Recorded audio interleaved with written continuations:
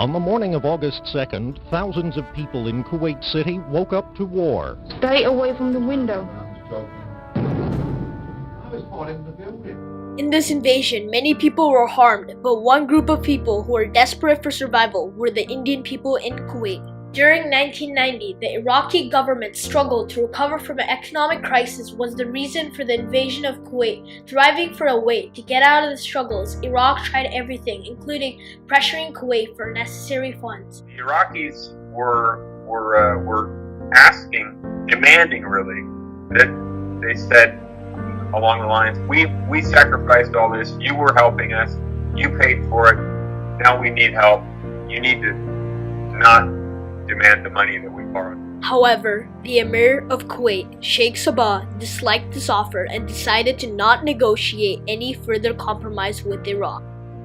This conflict between the two countries was the triggering point for what is known today as the invasion of Kuwait. Iraq's reason for the strike was based off of its assumption that Kuwait illegally drilled petroleum from Iraq. The technique which they prosecuted Kuwait of using to embezzle oil was known as slant drilling, a method of drilling non-vertical wells.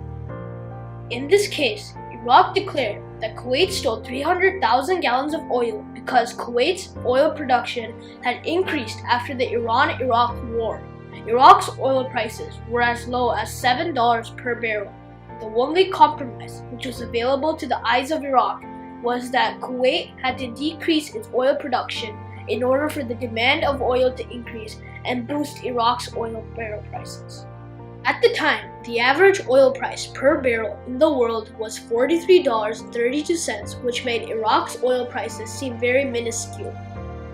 In 1988, Iraq's oil minister Issam al-Chalabi quoted, "The Organization of the Petroleum Exporting Countries members chose to end the 1980s oil glut and argued that the petroleum prices should be increased in order to benefit Iraq's revenue and pay back its $60 billion debt."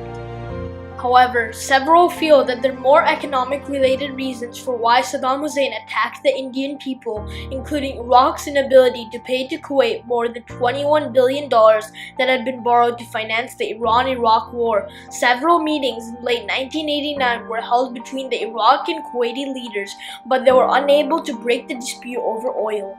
Some Iraqi sources indicated Saddam Hussein's decision to attack Kuwait was made a few months before the actual invasion and concluded that it is not because of any inability or ego. On August 2nd, 1990 at 2 a.m., Iraq launched an attack on Kuwait with 4 elite Iraqi Republican Guard divisions. The grueling war was feared by the Indian families in Kuwait. Not knowing how to respond confuzzled the Indians. Not knowing what's going to happen to the people that you love and that you've lost all contact and communication with. I think that, we were talking earlier about the sort of psychological trauma of the experience. Pain was recognized not only through death, but through emotional burdens as well. We were in California, and that ended up being stuck there because we weren't allowed to come back to Kuwait during the occupation. And then my eldest sister, though, given birth to a baby 2 weeks before that. We were calling and we weren't able to get through. Most of the Indians were arrested, tortured, and executed during the occupation. This form of manslaughter had portrayed the Iraqi army as ruthless animals. The army was not usual. It was not consisted of regular men, but instead included teenage boys as young as 14-year-olds forced to fight the war through the dictator Saddam Hussein. A major difficulty faced by the Kuwaiti people was the loss of their government. The government had fled Kuwait and had relocated to Saudi Arabia for safety. This shameful act by the Kuwaiti officials provided no kind of help for the struggling people in Kuwait. 42% of the immigrant population in Kuwait had been comprised of Indians. Luckily, the Indian government had a very strong relationship with the Iraqi government, which allowed the Indians to not be harmed. But times were different now. Iraqis in their rage were fearful and had slaughtered anyone in Kuwait. There was no possible way to tell the difference between Indians and Kuwaitis. To become a citizen of Kuwait is almost impossible. To be able to prove that your family was in the territory of Kuwait, if you don't have proof of that, you're not a citizen. Passports were the only source of identification, and when they were destroyed, there was no source of evidence for the person. Hope was not available for Indians. The only possible way the Indians were differentiated from the Kuwaitis was through their language and cultural models such as Amitabh Bachchan and Shashi Kapoor. Around 12 o'clock in the afternoon, like is about 50-60 helicopters flying above my house, and they had the Iraqi flag on it. Desperate to survive, Indians needed help immediately. Without sufficient amount of food and sanitations, the Indians were helpless without these basic needs. During these gruesome times, two people rose to the job to protect the people, Mr. Harbhajan Singh Bedi and Matheny Matthews. These two figures were the only hope for the Indian people to a compromise for this treacherous conflict. Matheny Matthews is a Kerala businessman known for his high job position with Toyota Industries. Harbhajan Singh Bedi is an Indian billionaire who was born and brought up in India. He moved to Kuwait in his early 20s, and by having connections with the Kuwaiti government, he quickly grew rich. This played a huge role in the mission to negotiate with the Indian, Jordan, and Iraqi government. The first step to the compromise of this treachery was to relocate all 172,000 Indians to one place. Harbhajan Singh Bedi and Matheny Matthews had decided to negotiate terms with the Iraqi government to benefit their families. They came upon many people who were not interested to help them, but they were able to meet the Iraqi Defense Minister, Saadi Tuma Abbas, who gave them the permission to travel back to India on a cargo ship because of how supporting India acted towards Iraq when the world was against them. Iraq must withdraw from Kuwait completely, immediately, and without condition. President H.W. Bush acted quickly by blocking all imports to Iraq as a punishment for their action.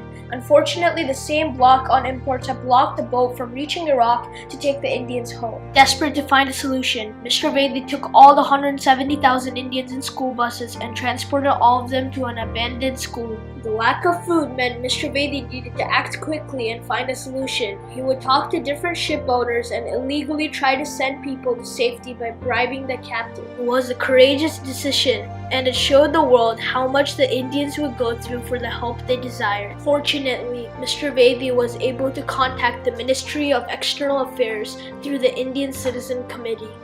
The school acted as the headquarters for the ICC, which also included people from the Indian Embassy. Mr. Bedi told Sanjeev Kohli, a young third secretary of the Ministry of External Affairs of India, that it was a traumatic time.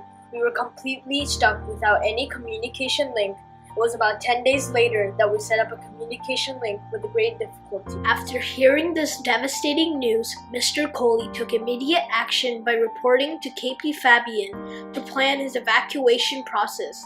KP Fabian was the secretary of the West Asian Division who had the power to form a compromise.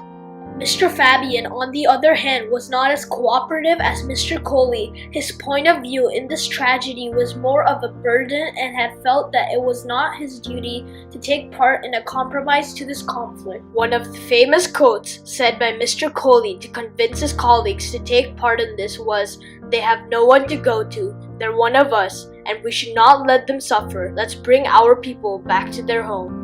Finally, when KP Fabian was convinced, he began to form a compromise with Jordan. Although the compromise didn't come quickly, Mr. Bedi had quoted that they spent over 50 days in a beaten-down room above a tea shop on the Jordan-Iraq border. Despite the wait, the Indians had the gate opened afterwards and were issued temporary passports and necessary travel information. One after another, people began to board their flight and fly back to their real home. In this way, 172,000 people were carried by 488 flights. This fact was included in the Guinness World of Records and overtook many other airlifts as the largest airlift. The airlift and the happy faces were only possible because the countries agreed as one body. India, Iraq, and Jordan are the three countries that formed a compromise that is still alive today. Their ties are strong and are shown in their trading businesses together. Other impacts were not as peaceful, including the Gulf War, and was definitely seen as the punishment for Iraq's invasion of Kuwait. The compromise of transporting 172,000 Indians to Jordan and rescuing them to India was the only way to solve the problem with the invasion of Kuwait. With no energy left, one can still run away if they were being chased for survival. Likewise, if times are atrocious, the impossible can be possible.